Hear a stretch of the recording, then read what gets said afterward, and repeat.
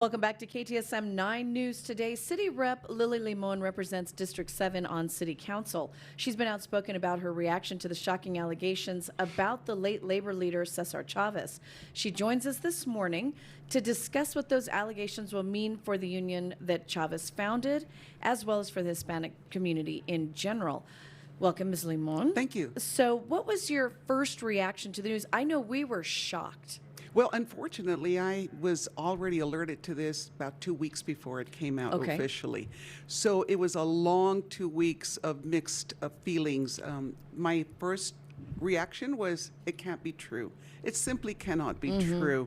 But as it progressed and realized it was an investigation and it had been going on for years, the release of the two women's name was shocking, but then with Dolores Huerta announcing that she had also been a victim, it really hit home and it was a reality. So you knew about it 2 weeks before. What even prompted the investigation? Do you know?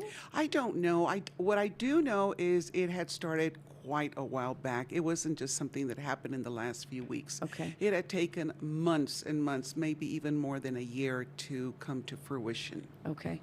And now, what are your constituents saying? Well, my constituents at constituent meetings, community meetings that we've had are shocked. I've had everything from I can't believe it, this is a scam, this is a setup, it couldn't happen.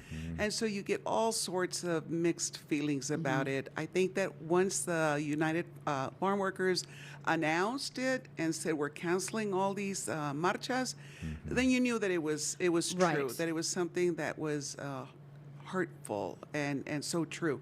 So now we need to deal with it. Yeah.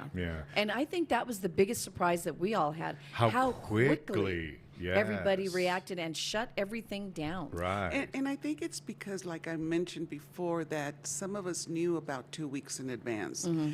We had Lori De Leon, Dolores' daughter, visit El Paso, and we had a nice conversation, had dinner, and then she alerted us and said, you might want to consider not proceeding. But then we saw San Antonio, we saw Corpus, we saw everyone else, and we knew we had to do something about it. It became a reality. There's still a lot of people, though, I see when I'm reading through comments. There's still so many people that are like, how can you all even proceed in this direction when they're just allegations? What do you say to them? Well, they are allegations because there will never be a trial. There will never be a hearing. Cesar has been dead for 30 some odd years. You can't recreate that.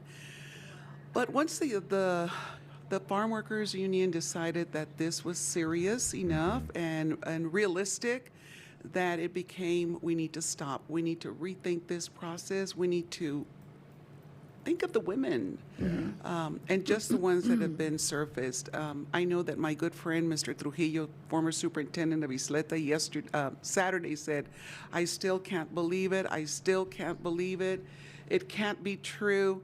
And so some of us still hold that in our hearts, but at the same time, we think of the women, and it puts you in a very, very mixed situation. It does, because the New York Times doesn't just, publish anything. Right. Like, this went through a lot of vetting, I presume. Yeah. It sure did. Okay.